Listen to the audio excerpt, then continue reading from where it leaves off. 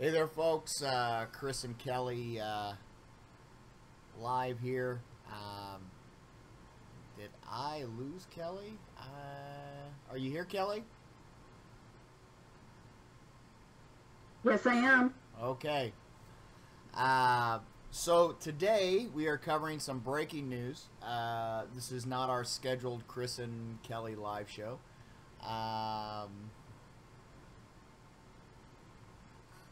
So we are today, as in the title, we're going to be talking about the terror attack, UK Parliament, the Genoa bridge collapse, and some other topics as well.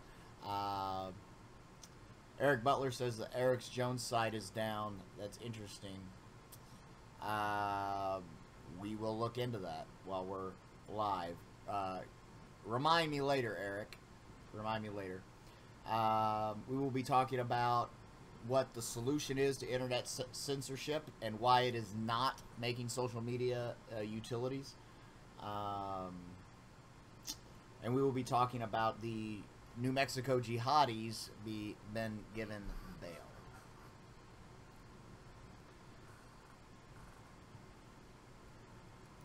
Clip, this is from RT, and then we're going to kind of discuss what's going on here. Many of you here probably just came from Mass Fate 3. They really went pretty in depth into this. We're covering multiple stories, so we're not going to spend as much time. Now, Kelly knows a lot more about this than I do. She did some extensive research before we went live. So before we go, Kelly, would you just like to bring everybody up to speed, anybody watching this that doesn't know what's going on? Basically, there was one gentleman who drove through a barricade, well, went into a barricade, didn't drive through it. Fortunately, wasn't able to get through in front of the Parliament of Westminster. And so there has been a bridge that has collapsed, and that the I'm not exactly sure what they call them over there, the prime ministers or who they really, but it had collapsed. It's been there for several years, and in turn it has killed at least, they said confirmed 20, they figure at least over 30 that has gone down. So we're going to be covering that, and then the other part Chris is going to take care of because I haven't done the Mexican part of that. But other than that, I was watching and found that information out and passed. Oh no, you're. So there we go. All right, you kind of broke up there at the end. Looks like we're having that problem again. We weren't having that earlier. I might have broke up because my mic moved. Okay, all right. All right, so we're gonna play this. This is from RT. So let's go ahead and play this then.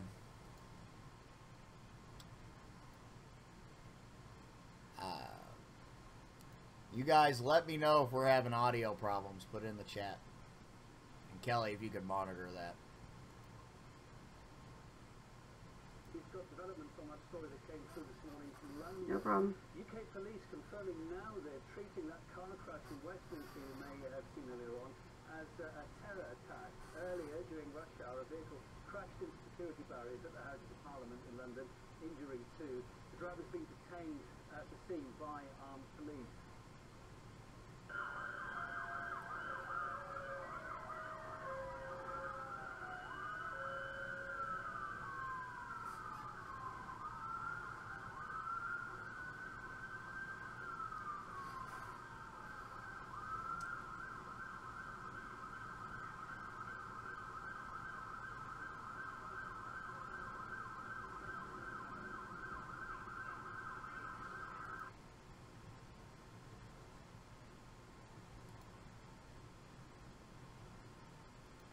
All right, Kelly.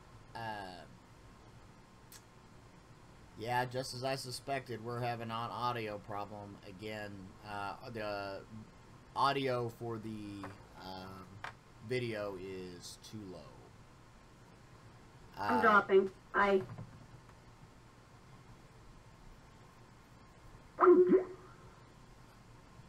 Oh, we lost Kellie. We lost Kellie. Oops. Alright, I will leave that. Leave Skype up. Sorry about that, folks.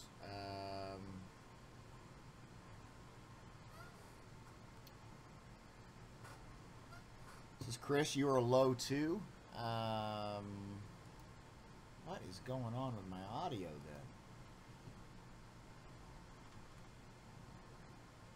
Alright. I'm gonna play this, start the video back up. Let me know how the audio is. Having all kinds of technical difficulties today. I apologize, folks.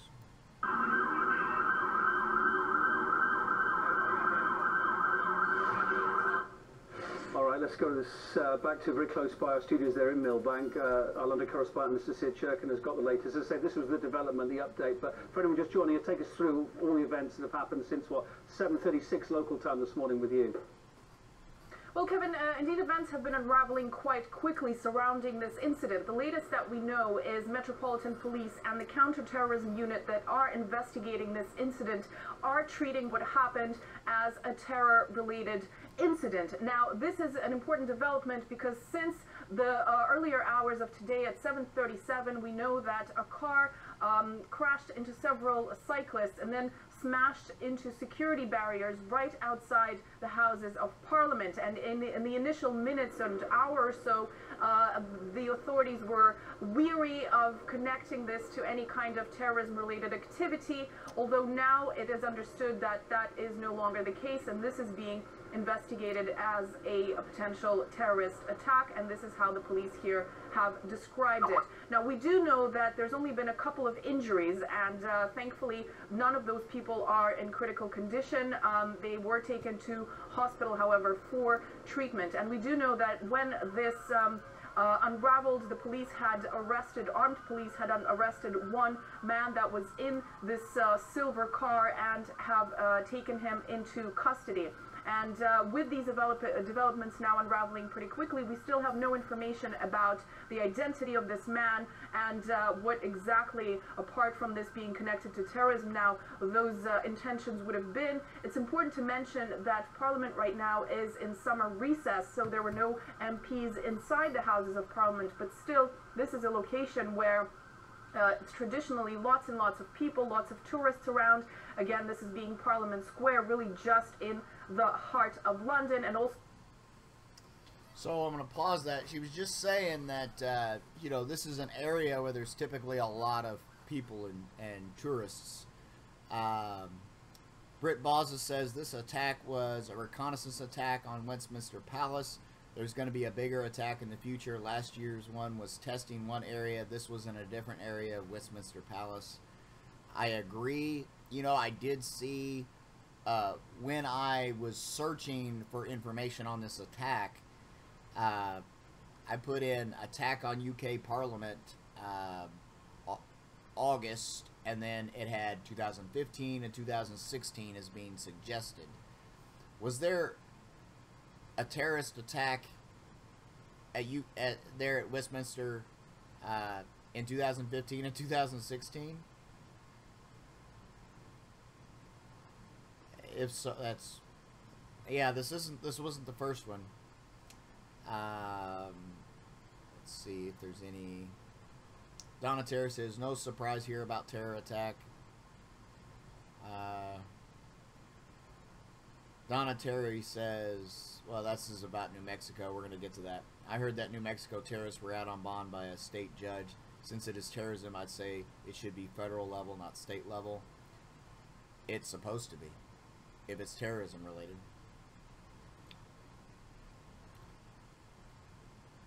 All right. So let's get back going into this. So lots of people trying to get to work around that time. So really a very crowded location, and it is safe to say that it's definitely a very optimistic, in some sense, development that not more people were injured given this location, because if you keep in mind, just last year, a similar incident unraveled on Westminster Bridge and then outside Houses of Parliament, where there were indeed several deaths and several dozen people were injured. So now, again, the counterterrorism unit is investigating this, and we are certainly going to be watching this story very closely and bringing you more information as the story continues to unravel. Yeah, all right. All right. So that was reporting from earlier today from RT. And this was from Sky News. This is a witness accounting of it. We're going to watch this in just a couple minutes. So, cycling on my way into work as normal, came up towards, from the Lambeth Bridge direction, Houses of Parliament are in front of us. There's a safe cycling box, where usually you get anything from 10 to 30 cyclists waiting. There's about 15 cyclists there this morning. All of us had kind of pulled into the box.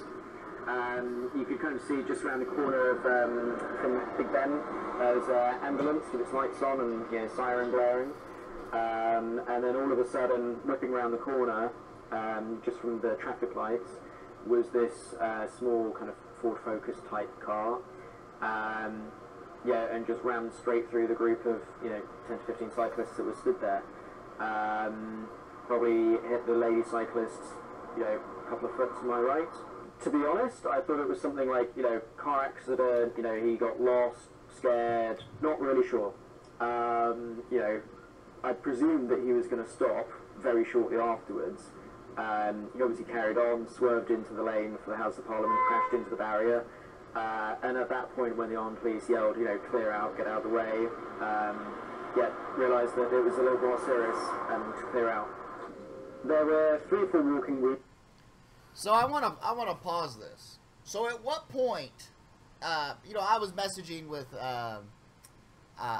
St. Mark the Evangelist.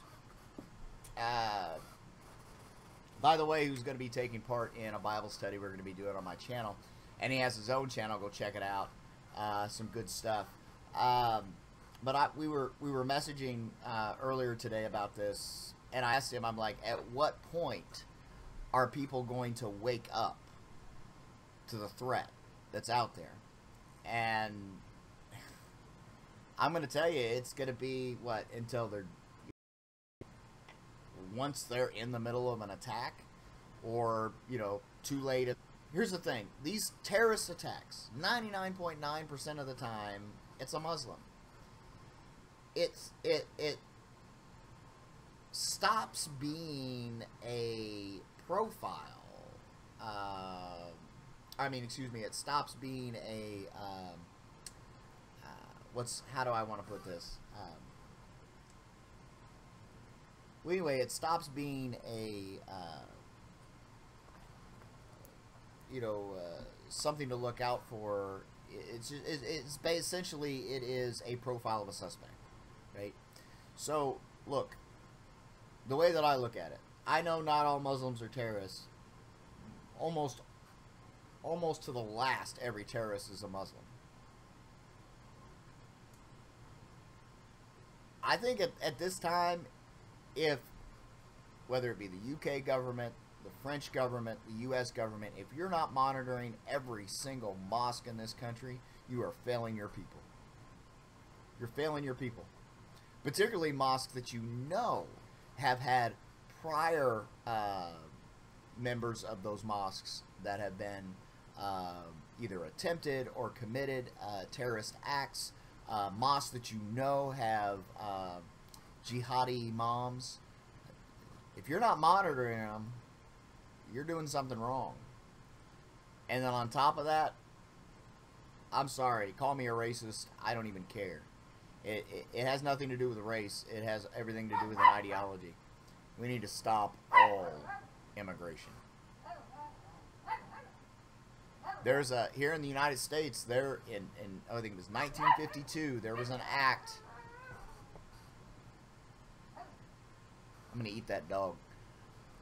In 1952, there was an act passed here in the United States. It was meant to be, against, you know, anti-communist, but anyone who's a member of a group or an organization that seeks to overthrow the United States is barred from entry into the United States.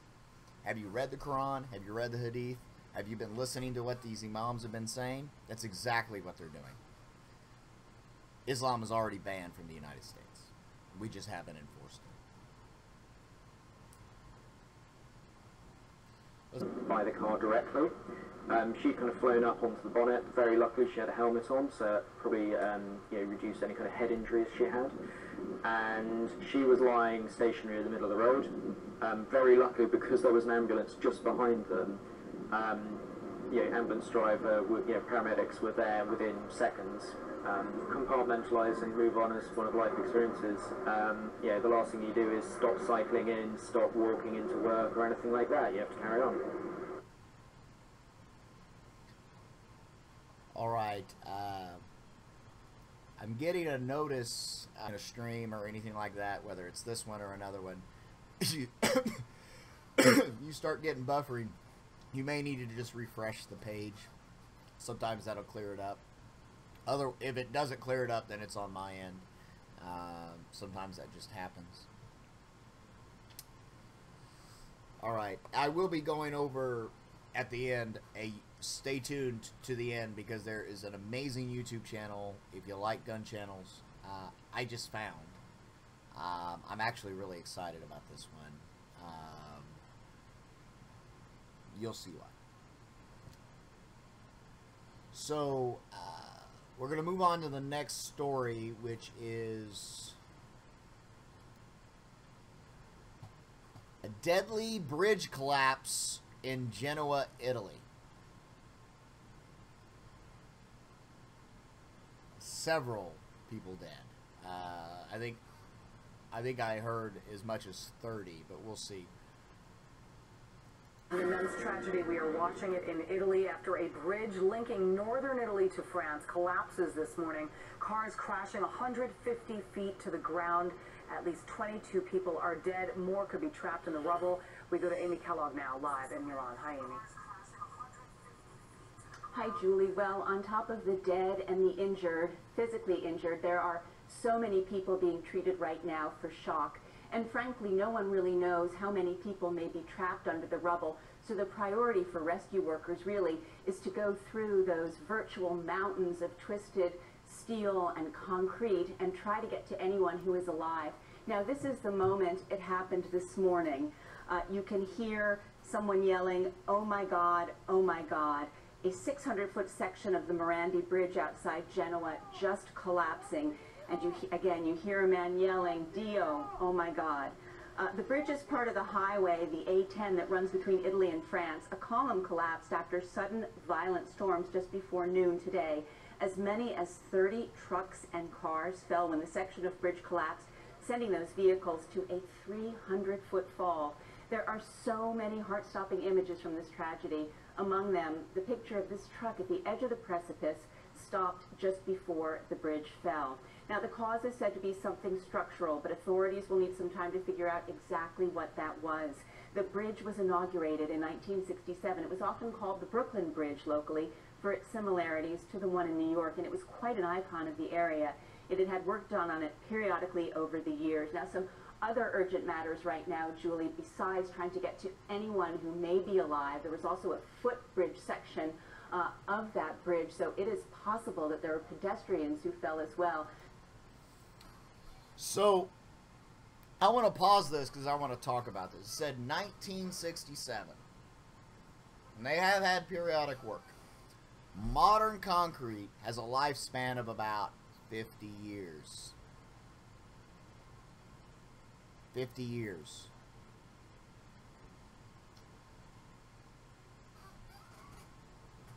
That's about the lifespan. That's this bridge should have been replaced. It should have been replaced 10 years ago, 20 years ago. It should have been replaced. Just doing repairs here and there is not enough. That is a failure of the government to maintain its infrastructure. That's what that is. That bridge should have been replaced long ago. With that said, beginning in 2013, and just as recently as I believe last year, sometime last year, some engineers and scientists have been looking into Roman concrete, and they finally, through chemical analysis, were able to determine the exact, and there's a reason why I bring this up, the exact components to Roman concrete. The reason I bring this up is there's Roman concrete poured 2,000 years ago that's still structurally sound. Roman concrete. Now, mind you, modern concrete wasn't, concrete wasn't rediscovered until what, sometime in the late 19th, early 20th century. Like, it's hasn't been a thing for that long. The technology of concrete had been lost for, centuries. And so they finally, I believe it was sometime last year, they were able to determine the exact proportions of those ingredients. And one of those ingredients is, I believe it's pumice. It's a type of volcanic rock that is prevalent in Italy. They have everything they need right there in Italy to make Roman concrete. They could make that bridge, redo it with Roman concrete. It'll still be there 2,000 years from now. Barring, of course, like some kind of crazy earthquake or something. But not only that, Roman concrete doesn't need rebar reinforcements. I don't know. Just pointing that out. A bridge should have been replaced a long, long time ago. I wonder if anybody's going to mention that.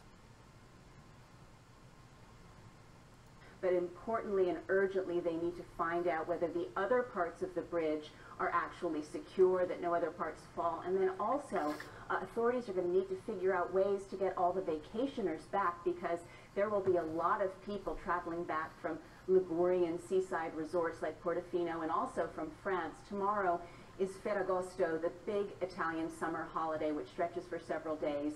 So within the next week or so, there's going to be an immense amount of traffic, and there is really no suitable alternate route. So that was there on news story there on that bridge collapse in Genoa. Many dead.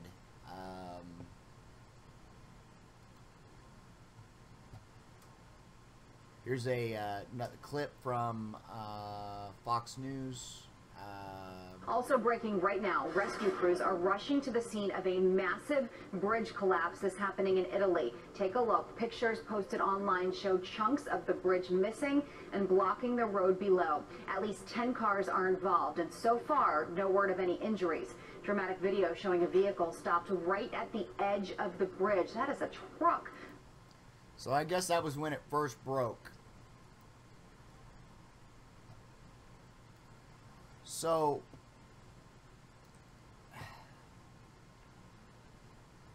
the tragedy in Genoa was 100% preventable.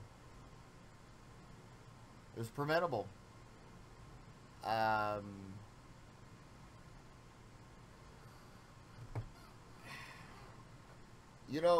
not really surprised. Governments are always inefficient. They're always inefficient. We have, here in the United States, our own issues with infrastructure. I don't know if we would have allowed a main bridge to go, 50 plus years, whatever, without being replaced. At least one's built with modern concrete, I should say. A bridge built with modern concrete to have gone, 50 plus years. I don't know. Alright, so we're going to move on to the next story here. And we're going to be discussing what happened down in New Mexico. We're going to bring this back here to the United States. So, the first thing I want to talk about is what happened in New Mexico. In case you are just hearing this from the first time, I doubt you are. But down in New Mexico, last week, there was a raid and arrest of, I believe it was 5 adults. 5 adults and 11 children were rescued, and there was a 3 or 4 year old boy that was the child of one of those that were arrested but was missing. Well, they did find him, and they found his he was buried. They found his corpse. He was deceased, little boy. And this is a video talking about what happened with that. And you can see here, family of child who died in realistic exorcism expected him to be resurrected. A 3-year-old boy found... By the way, this is from a channel called Fox News TV. I do not believe it is associated with Fox News, however. Buried in New Mexico desert compound died in a ritual to cast out demonic spirits, but his extended family believed he would return as Jesus is to identify corrupt targets for them to attack, prosecutors said on Monday.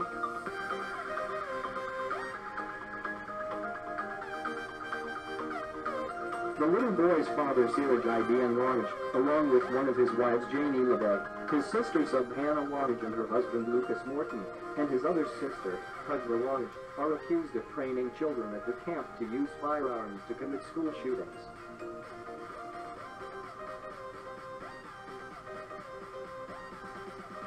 They are each charged with 11 counts of felony child abuse. Despite the serious charges, on Monday, the 5 suspects were granted $20,000 bond each. So we're going to get into that $20,000 bond each. We're going to get into that here in a moment. So, not only is this terrorism, but this is terrorism specifically aimed at training children to be school shooters. This is story number 2 about terrorism. This man, the ringleader here, is the son of an unindicted co-conspirator of the first World Trade Center bombing, or attack, which was a bombing in the basement of the World Trade Center buildings back in the 90s. His father, well documented, is an extremist. Well documented. Has ties to Linda Sarsour and you know, all these Muslim organizations. You know what?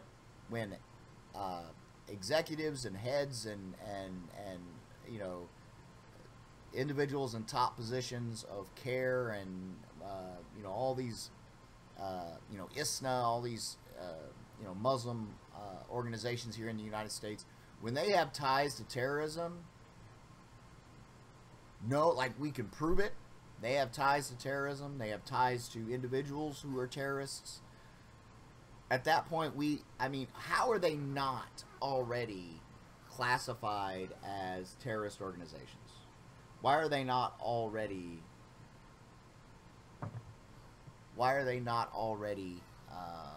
you know, dismantled and people charged? Is anyone monitoring them? Is the FBI, anybody, monitoring what's going on there? Following the paper trail of money? Because they accept donations. Where do those donations go? I bet you they go back to Palestine. I bet you they do. To Hamas.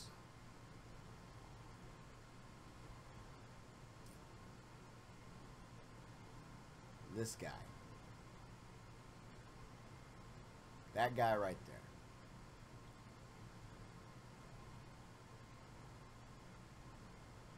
School shooters going to use children for terrorist attacks. The evil of these kind of people. At what point are we going to say, you know what, enough is enough? Eat a ham sandwich or get out. Here's some bacon. Or get out. Right?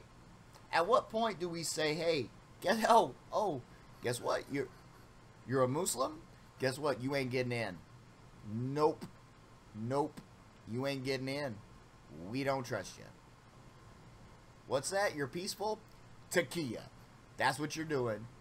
You ain't getting in. At what point? At what point do we decide to preserve our own country and the lives of our countrymen? At what point do we stop this tolerance at all cost and political correctness, which gets people killed? At what point do we say, no, enough is enough? Enough is enough.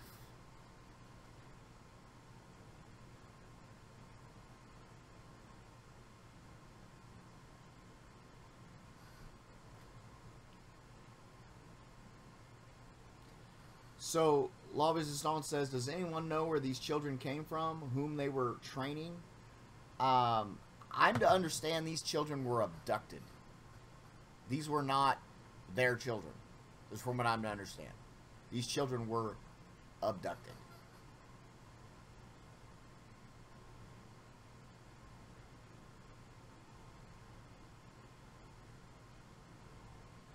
You know, this guy's father called for a 10,000 Muslim army in New York City. That's what he's called for. He's calling for militias, Muslim militias, to attack Americans.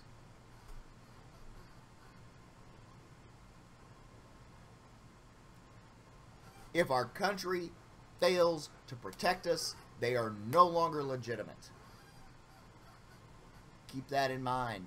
At some point, if they won't do it, we're going to have to do it ourselves. And once we get to that point where we have to do it ourselves, when we're done, the government's gone.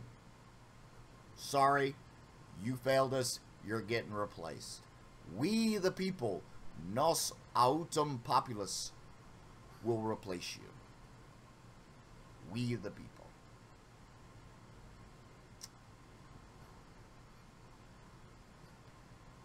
You got one job: to protect the citizens. That's your job, government. To protect us. That's your number one priority. And if you can't do it, you gotta go. Those are the principles this country was founded upon. Live up to your end of the bargain, or you're gone. That's how it works. Now, I still have faith in the system. I still have faith that it can be turned around. I'm not calling for any kind of revolution because I believe that this is going to get turned around. But at what point do we, the people, say, enough is enough? Enough is enough.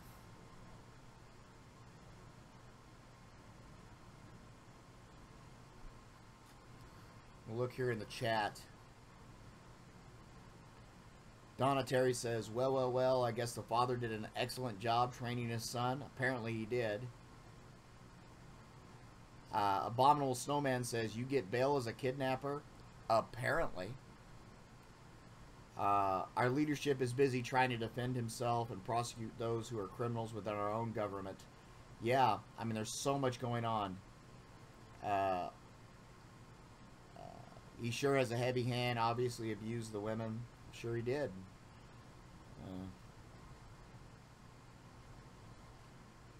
It really seems like someone is not doing their job. This was only discovered after someone asked for help. Again, Donna Terry. La Resistance says, the fallen nature of man, Snow, that is the reason. Without God's hand of restraint, it would be worse. I agree. So I have a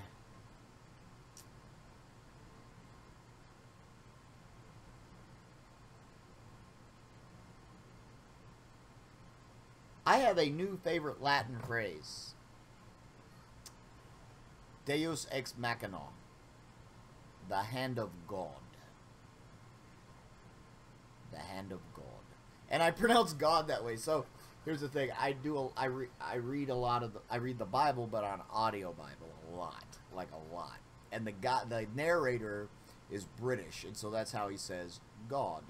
He says, whenever he reads a verse that has, you know, God in it, is and God said. And so it's impossible for me to say the hand of God without saying God in that British kind of accent. But anyway, Deus ex machina, the hand of God. That is my favorite Latin phrase. And I bring that up because we as Christians need to pray. We need to pray that the hand of God intervenes on the behalf of Christians and the West. This is only going to get worse. You know, as a soldier, as a man who has dedicated 8 years of my life to this country. 8 years. Did 2 deployments where I served my country overseas. And I recognize that for you and I to enjoy the life that we have here in the West is entirely dependent upon men and women who do in fact believe in righteous violence, who serve their country and deal out that righteous violence to the enemies of our country and the enemies of the West, to ensure that we here live free and safe, that our countries and our Western society endures. Without that, it all goes away. And so in my mind goes to that. A solution. It jumps to that first. It doesn't mean that that is a bad solution, but it shouldn't be the first solution. But at what point, at some point, it's going to get to that. There is going to be some conflict. I believe a conflict, a major armed conflict in Europe at this point is inevitable. It's going to happen. It's unavoidable. The population, the migrant population is too large. It is just too large. To just deport them all is impossible. But not only that, there isn't enough support in Europe to do that. There isn't even enough support to secure the borders of Europe. Even here in the United States, the country is split on, securing our southern border, which is absurd. I can't understand why anybody an American citizen would not want to secure our borders and our country.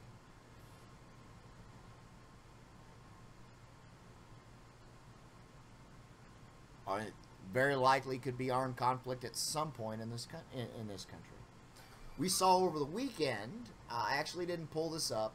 I actually should have. So there was supposed to be this Unite the Right, alt-right rally in Charlottesville on the 1-year anniversary, and no one showed up except Antifa, who got violent. So then, who started the violence again a year ago? When Donald Trump said there was violence on both sides and he got lampooned in the media, he wasn't wrong. The facts of the matter from last year was the violent Antifa showed up and Black Lives Matter showed up, and then they revoked the permit, forced them to disband, and then herded them into the violent left. Now, I'm not saying those on the Unite the Right are good people. They're not. They're not good people.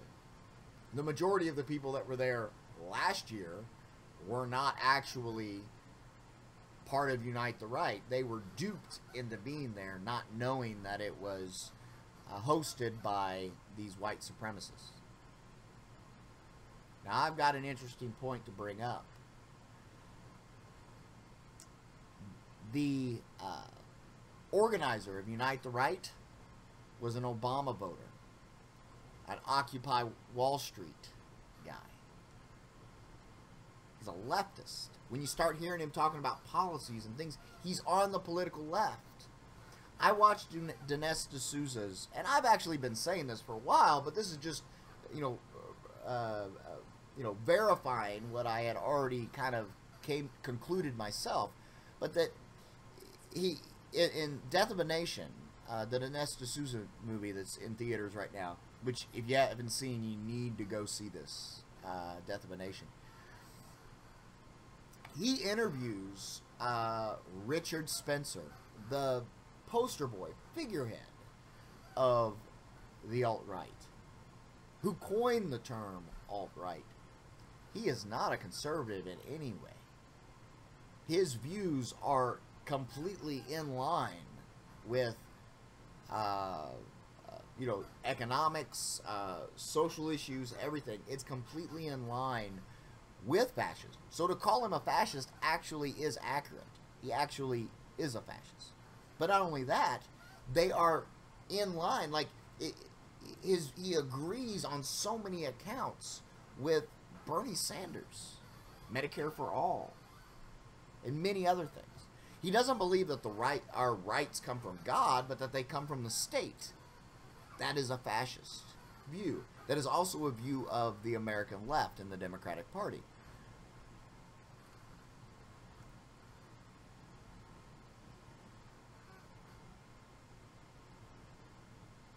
The alt-right is not on the right. They're on the left. They're on the political left. They may support the United States in word, but not in deed and not in their heart. Because they don't believe in the founding principles of the United States. Right? Richard Spencer was talking about how non-whites should be given an opportunity to go home, as he put it.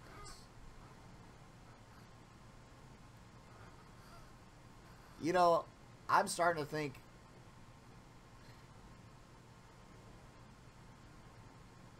I don't know. I mean, I despise racism, and I despise racists, and actual fascism. And now that I've seen that, and I've actually paid attention to Richard Spencer in that interview and things that I've seen outside of that, Richard Spencer is a fascist. He absolutely is a fascist. So is Barack Obama. I can prove that.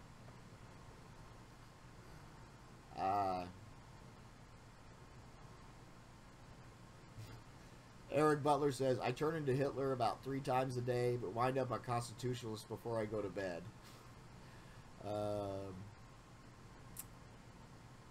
Eric Butler says, Democrats are evil for the most part. Yes. Donna Terry says, it doesn't have to get worse if we pray for God to intervene. Yes.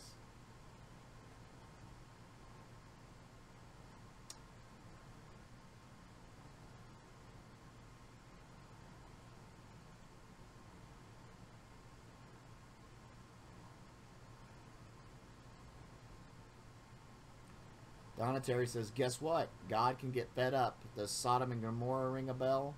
Absolutely.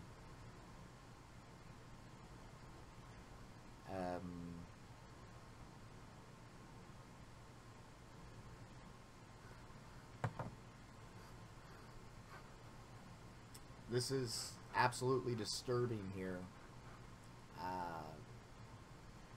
What we see going on around us.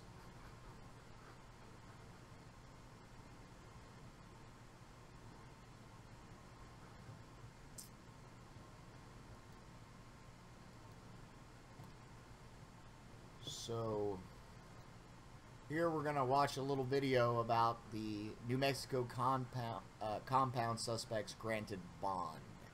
So we're going to move on with this. The judge grants bond to 2 men and 3 women arrested at a desert compound 10 days ago. The suspects include Siraj Wahaj, also charged in the abduction of his 3-year-old son from Clayton County, Abdul Wahaj. According to statements given to police, Abdul died during a ritual at the compound in February. That hasn't been confirmed, but just last week, human remains were found on the compound.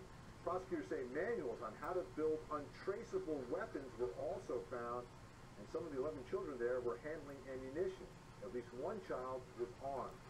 Hope Ford has been following this case from the beginning, and Hope, the judge said this wasn't enough, though, to hold the 5 people until trial.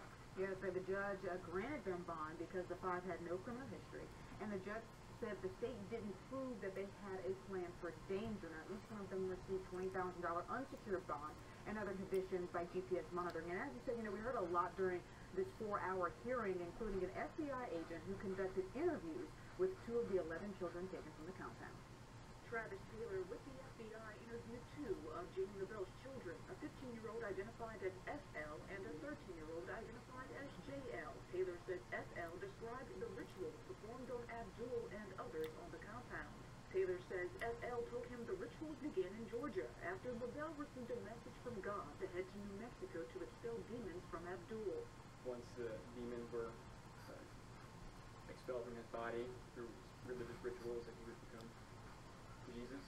FL says the rituals consisted of reading verses from the Quran as Siraj held his hand on Abdul's forehead. Taylor says FL described Abdul's reaction during the rituals.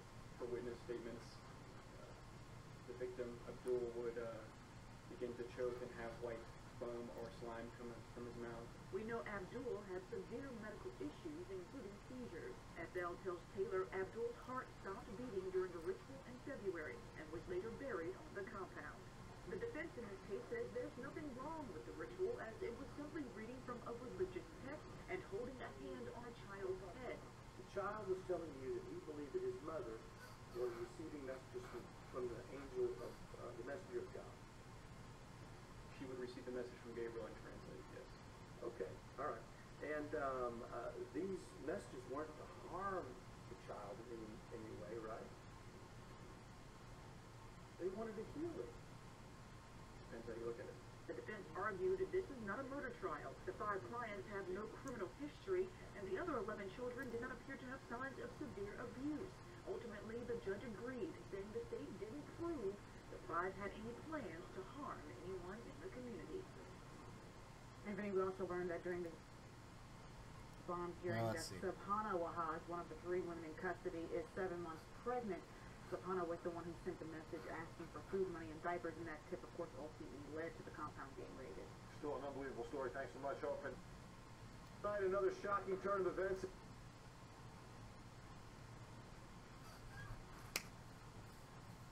All right. So, last Friday, Kelly and I had a discussion on bail and bond, unreasonable bail and bond. Okay. So in this, I don't believe the argument should be how much the bond was. It's the fact that they were granted it. They abducted children. From what I'm to understand, these children were abducted. They're kidnappers. That is a federal case. Kidnapping is a federal case. Terrorism is a federal case. That judge has no jurisdiction. None.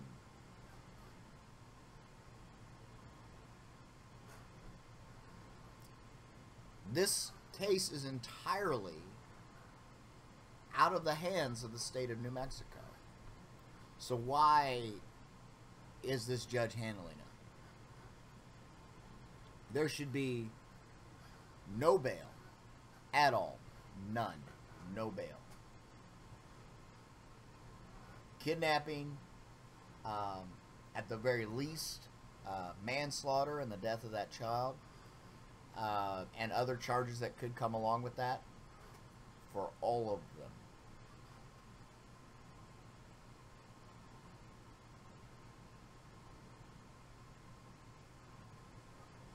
Conspiracy to commit terrorism.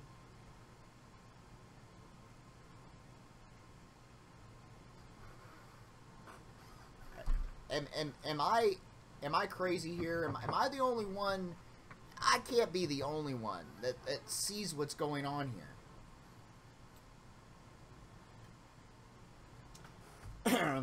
Low Resistance says bail does not have to be granted in capital offenses. Yeah.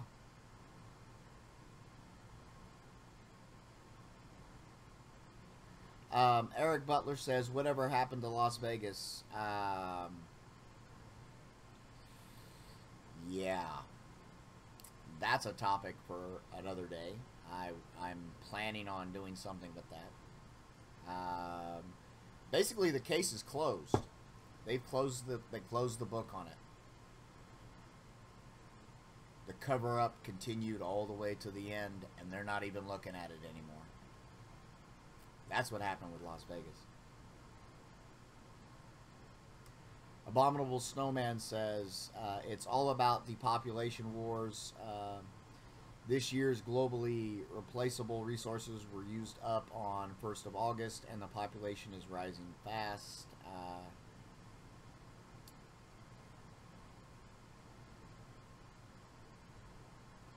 Eric Butler says, I never could imagine how Islam could infiltrate the West like it did.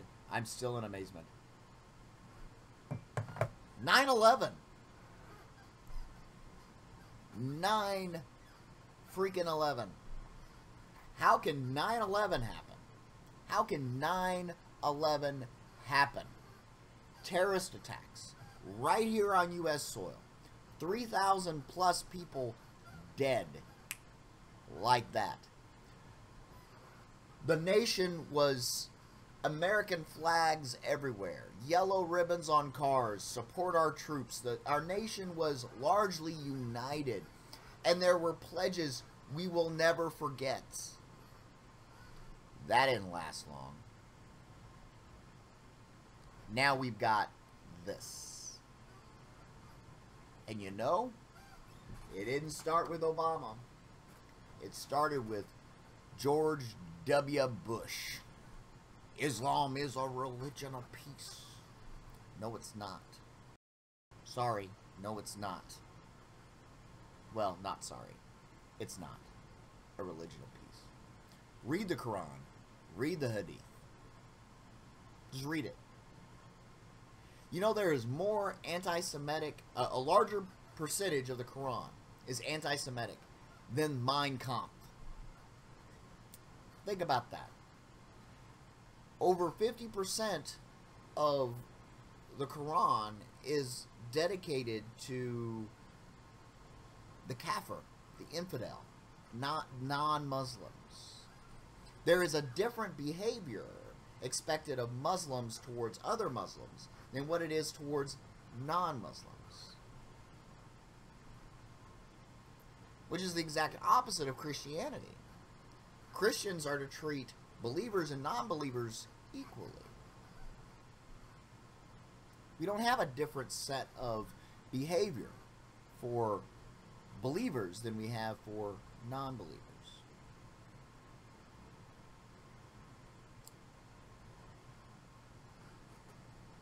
How did we get to this point?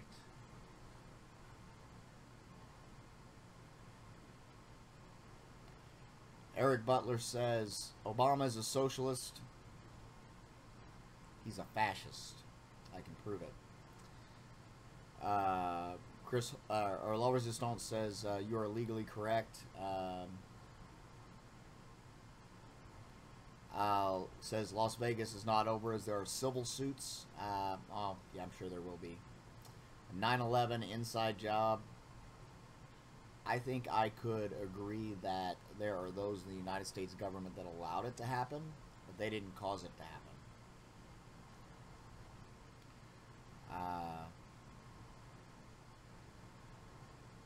A building doesn't fall straight down unless bombs inside.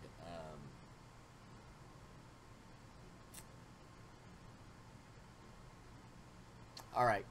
Well, I'm not going to argue. Building 7 did come down through demolition. Building 7 did come down through demolition. But I'm not really going to get into, you know, the Twin Towers.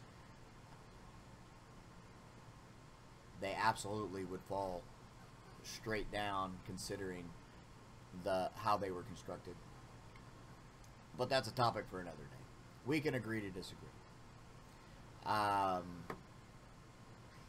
I mean, even if they had to demo it, well, that doesn't make any sense then. If they had to demo it when there were still people inside, that doesn't make any sense, does it?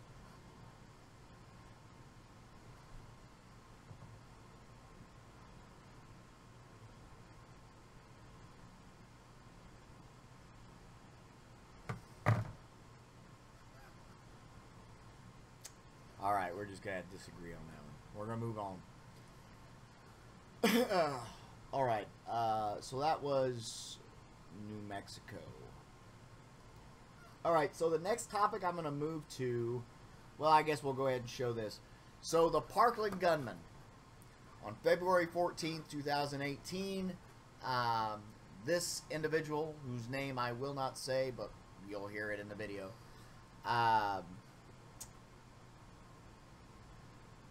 killed 17 people at a high school in Parkland, Florida. If you haven't seen this, you need to watch this. This is very telling of what this individual really is like. We are getting you insight tonight into the teenager accused in last winter's Parkland High School massacre in South Florida, and it is disturbing. Correspondent Phil Keating shows us from Miami.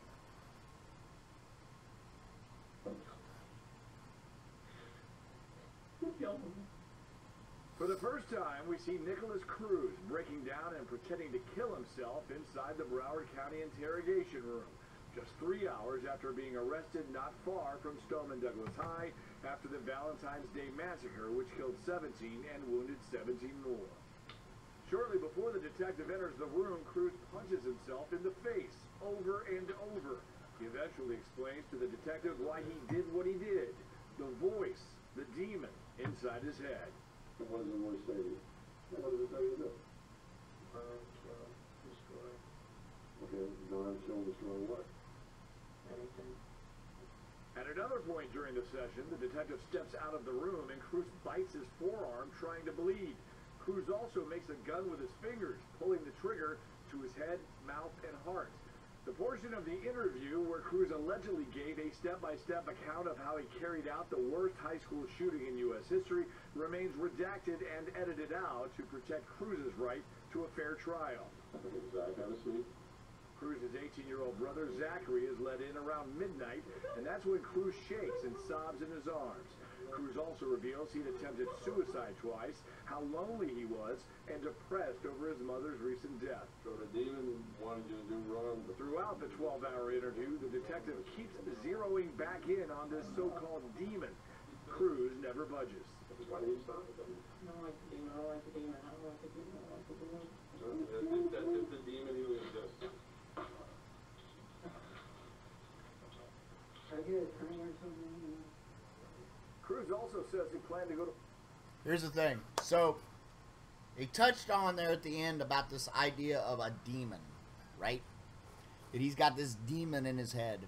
I don't for a second believe that that's what it is. We're going to break him down. He had planned to commit suicide after the shooting, but he couldn't go through with it. He's a coward. He couldn't go through with it. And as a young man, here he is now apprehended, and he's in jail. And he I don't know if he fully comprehends the full extent of what's going to happen to him, but he knows he is in deep, deep water. And in his mind, he's thinking of some way to mitigate that damage. So what does he do? It's a demon. Now, I'm not saying that he's in no way is, could be, possessed or have some kind of demonic influence. I'm not saying that. What I'm saying is that story about a demon telling him what to do, I see it what it is.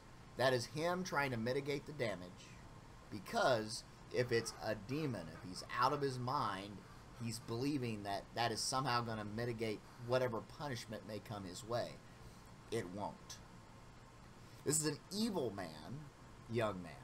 But we must also look at what created him that way. And when I covered this in past videos, in the past, I talked about this. The bullying in school. Emma Gonzalez admitted to bullying him. He was bullied severely in school. He did not grow up in a loving and nurturing home. He was damaged even as a young child. He was on medications. Some of those medications have the side effects of suicidal and homicidal ideations. Now tell me, if someone is depressed or has ADHD or has some kind of minor to moderate mental health, why would you prescribe a medication that could, even small chance, cause suicidal or homicidal ideas? How could anyone, any doctor, ethically give that medication when this could be the result? It was a perfect storm in Nicholas Cruz. And to kind of retouch on this, I mean, I've gone over this. This has been gone over, ad nauseum. However, law enforcement failed. They knew about him. They had been called, over 40 times? Nearly 50 times about this guy. Mental health failed. Twice he was recommended for an evaluation for involuntary commitment. Those evaluations never happened. Twice the FBI was called, and it was reported to them specifically that he had been bragging about how he was going to be a school shooter and how he wanted to be a professional school shooter. Nothing. Nothing happened. Nicholas Cruz, well, I said I wasn't going to say his name, but the Nicholas Cruz, the atrocity he committed was 100% preventable. But not only that, the school resource officer failed to engage. 3 other Parkland deputies showed up, and they refused to go in and engage. That's 4 officers, while students and teachers are being shot. Cowardice. In every conceivable way, there were failures that allowed that to happen. That allowed him to get to the point where he was at, and then allowed for the massacre to continue. But that's a glimpse into his mind.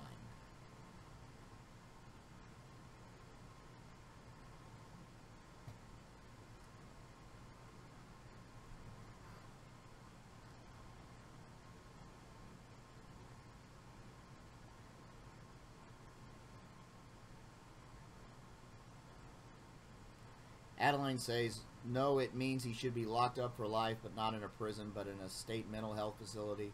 That is a prison like my mom worked at in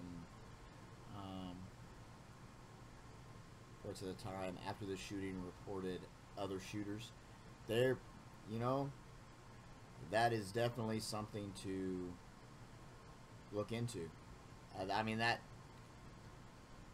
there's very likely more angles to this than what has been reported and what we're looking at. Eric Butler says they knew 42 times. Yeah, more than that. They knew. The Broward County Sheriff's Department, the FBI, the mental health, the school district, at every level, he was failed. His parents. There are always those who will take advantage of the weak.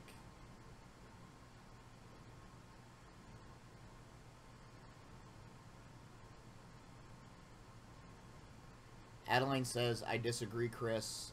I know that behavior and it isn't faked. Some behaviors you cannot fake. Okay. So what I'm specifically talking about there, Adelaide, is the story of a demon telling him to do these things. The rest of that behavior is absolutely spot on, right? He was in severe mental distress when he was in that room. But the story of a demon telling him to do all those things, that was a story concocted out of desperation, in my opinion. All right. So the next story I want to talk about. So if you don't know this particular YouTuber, which you probably do, he's huge. He's got like well over 300,000 subscribers. This guy, Computing Forever. Let's see if I can scroll that down. Computing Forever. Go check him out. We're actually going to watch just a little bit of this video. What he's talking about here is what I had already kind of concluded on my own. I'm in agreement here. So we're having censorship of conservatives and Christians and pretty much anything that big tech views as a wrong thing, right? There have been channels that have been removed over the years, but most recently the total deplatforming of Alex Jones. And there's been a call for making social media a utilities.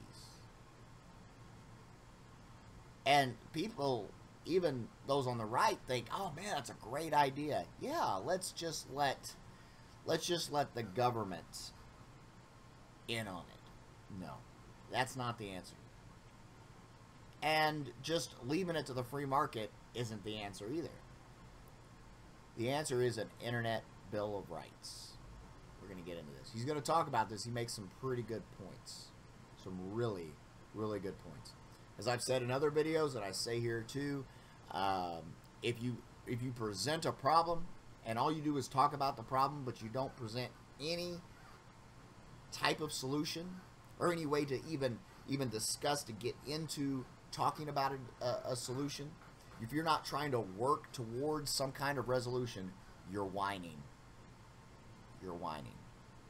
Though we've been dealing with some manner of censorship on social media for the past couple of years now, 2018 is the first year where it's been truly mainstreamed in the Western world anyway.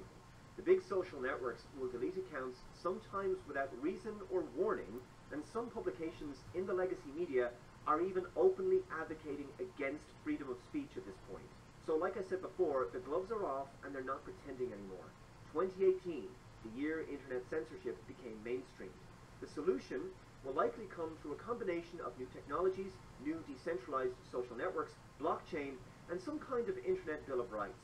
And having listened to a number of people proposing this concept recently, I've actually changed my mind on this, and I've been much more inclined towards an Internet Bill of Rights rather than outright regulating big Silicon Valley companies like public utilities. I think Styx Hexenhammer's commentary on this subject has been invaluable. The issue with making the likes of Facebook, Twitter, or YouTube public utilities is that it might actually give them precisely what they want, which is a genuine state-supported monopoly on their corner of the market. Though it might force them to stop censoring, it would also potentially introduce hefty regulatory licenses that would be so expensive only they could afford to pay them, and thus would squeeze out up-and-coming competitors. Even if the sites became unpopular in the future, making them public utilities would mean they'd be kept on life support by the government, and they may even begin charging a usage fee, perhaps a monthly subscription to use their services. As Styx and Black Pigeon Speaks have pointed out, an Internet Bill of Rights that protects political speech, possibly by extending the US Constitution's First Amendment to these platforms, might be a much better option. In addition, forcing these companies to decide whether their publishers or platforms will be essential to ensuring the Communications Decency Act is complied with. However, legislative solutions take time to enact and can be delayed through bureaucratic red tape for a long time. In the meantime,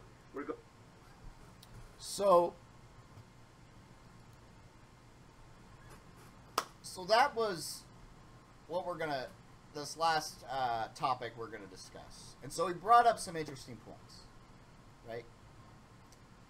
If you make social media a utilities, there's things that go along with that, regulations and licensing fees, that would essentially ensure that YouTube never goes away. It never goes away. Twitter never goes away. They're stuck there, right? And there's never going to be any real competition because of that.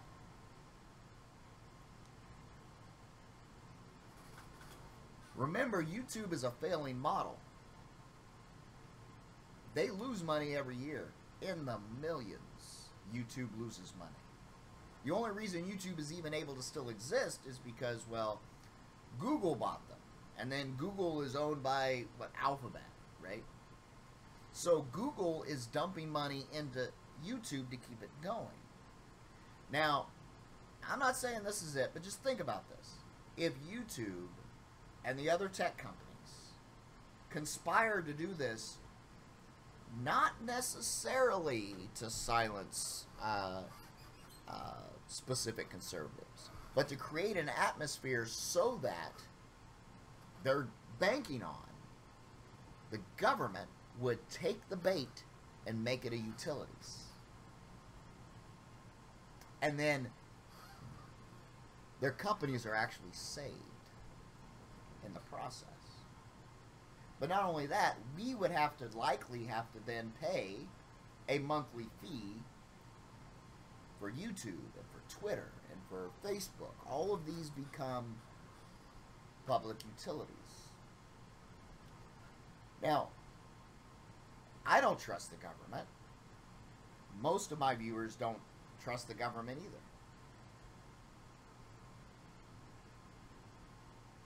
All of the data, all of the, personal information, everything. You want the government to have control of that? No. The answer is an Internet Bill of Rights. The answer is extending First Amendment to the Internet and to social media. This would bar these social media companies from banning people for wrongthink or whatever it may be. In essence, the only thing that could get you banned from YouTube or banned from Twitter or Facebook, right? The only thing that could get you banned and removed from their platform would be something that would be considered illegal. Isn't that what it's supposed to be? A free exchange of ideas? I mean, someone could have a YouTube channel or post things on Facebook, and it could be the most hateful, vile things. But in the marketplace of ideas, it'll get shut down. How many response videos have you seen on YouTube where a YouTuber puts out some kind of content and another YouTuber critiques it? There have been YouTube channels that have gone the way of the dodo bird because they have been critiqued to the point where they're gone. An example of this is Onision. I don't know if you're familiar with this guy. He's pretty much irrelevant now. But at one time, he's kind of a provocateur, really creepy guy, male feminist, but his focused audience was like tweens, 12, 13, 14-year-old girls. And he did some really creepy, almost illegal stuff. Almost illegal. But there was so much coming from other YouTubers at him, just destroying his content. And at this point, he's irrelevant. I don't even know if he's even still making content. I haven't really seen anything about him. And there's been many others besides him, right? Marketplace of ideas, bad ideas go away. They get shot down. And what's left is the good ideas. The good ideas. Isn't that what we want? And with free speech extended to social media, that's what we get. Have you committed a crime? Okay. Then when you lose your channel, you'll also be investigated. Right?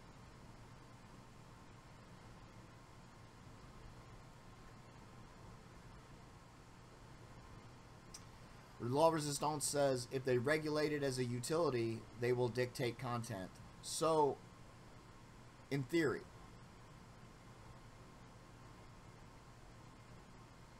so you can't be banned by the phone company because you say things they don't like. So the idea is, I actually agree with you, Law Resistance. I actually agree with you that is what would happen. But see, the theory why people are pushing to make it a utility is the idea that if they make it a utility, it'll be like the phone company, right? They can't, ban you from using phones because you say things they don't like, and they think that that would apply to the internet. In theory, but in actuality, no.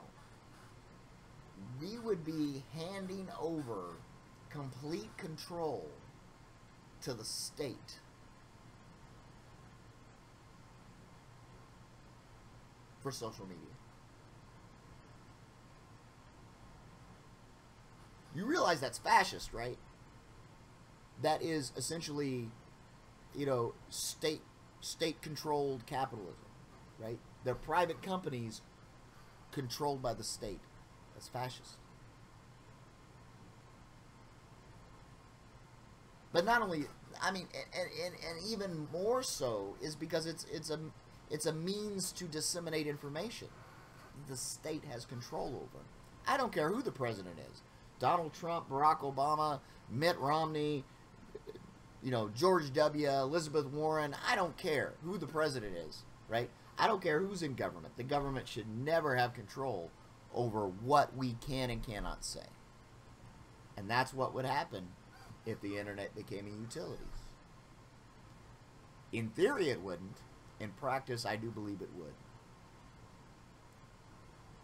Internet Bill of Rights, that's what needs to be pushed.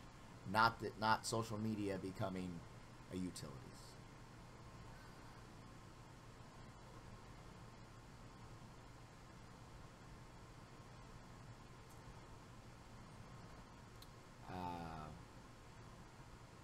Donna Terry says YouTube needs a bit of competition. Looks pretty much like a monopoly to me. It is, and there are some budding companies coming up that could potentially offer some serious competition to YouTube.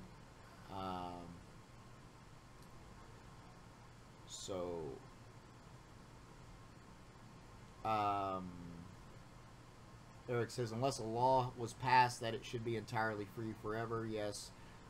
Jones is still now. So what is going on? Okay. I will look that up real quick. Adeline Robinson asks about my mouth. I remember I had that infection. I'm doing really good. I think the infection is pretty much gone. I'm just finishing out the round of antibiotics. I'm good. All right, let's look and see what's going on with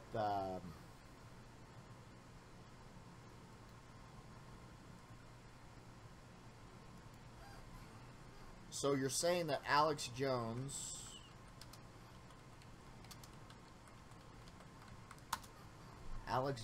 website, you're talking about Infowars.com?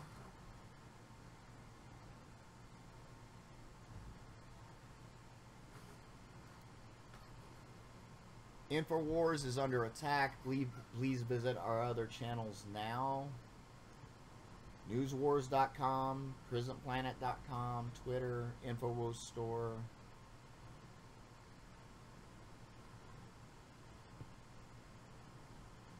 Holy moly. I mean, that could be something they're doing themselves, but we need lawmakers to sit up and pay attention in the Republican Party. Hold on a minute. Let me...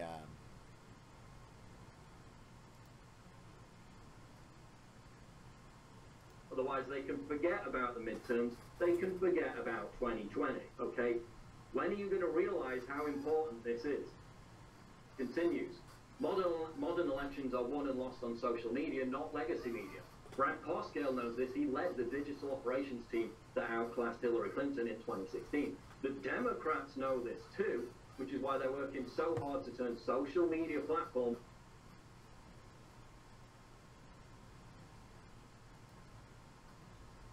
All right. Let's see. Law Resistance posted a link here.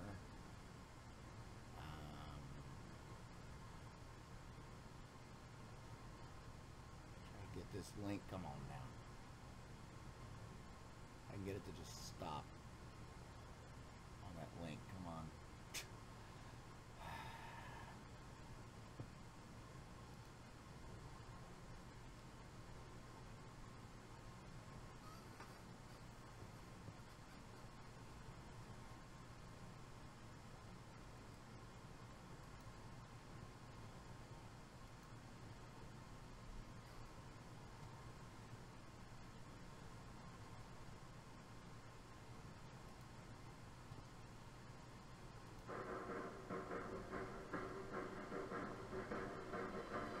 Crashing through the lies and disinformation is Alex Jones, coming to you live from the front lines of the... So I guess this is InfoWars Advanced Fast Unofficial. That's the name of the channel.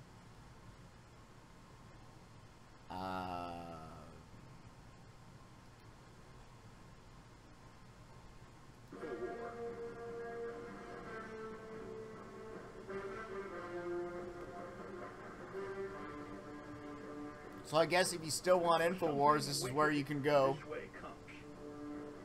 We are 2 months and 25 days out from the most important election in U.S. history, undoubtedly, getting Trump. Again, that is InfoWars Advanced Fast Unofficial. Go check them out. All right. So before I go, I want to share with you a YouTuber. This is 32 Icon. When I found this YouTuber, you know, I watch a lot of gun videos and gun channels, and this popped up. And when I watched this video, I actually kind of got a little excited at first when I first saw the little thing. So there are not very many female gun channels. There just isn't. Enjoy.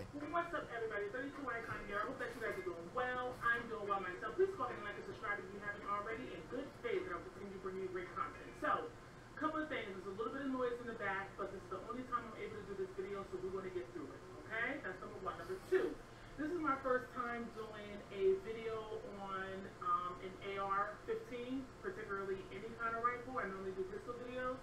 So we're going to get through it, and it is not a review. It is just to go over what I've done to my AR, since a lot of you asked me. All right. If you want to know more about her AR, go to 32 Icon. The video is called My AR-15. Go ahead and like and subscribe to her channel. I highly recommend it. Watch this video and some of her other content.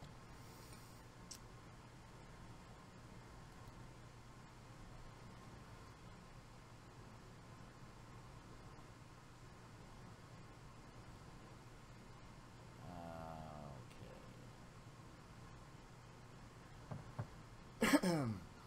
All right. So if you can see behind me, there's boxes, right? So I'm moving. I've been talking about this. I'm moving at the end of this month on the 31st. 31st is a Friday. There will not be a Chris and Kelly live show on Friday the 31st. as it stands, there should be a show on the Friday before that. There still should be. I should be able to, hopefully, cross my fingers, get everything set up so that the first Friday in September, I'm ready to go. And we're for sure back live that day. But even then, on Friday the 31st, there will be a video uploaded that day. I'll have it already done and up. Kelly and I will do a video. It won't be live, but it'll be a Chris and Kelly show for that day. All right. So thank you everybody for coming.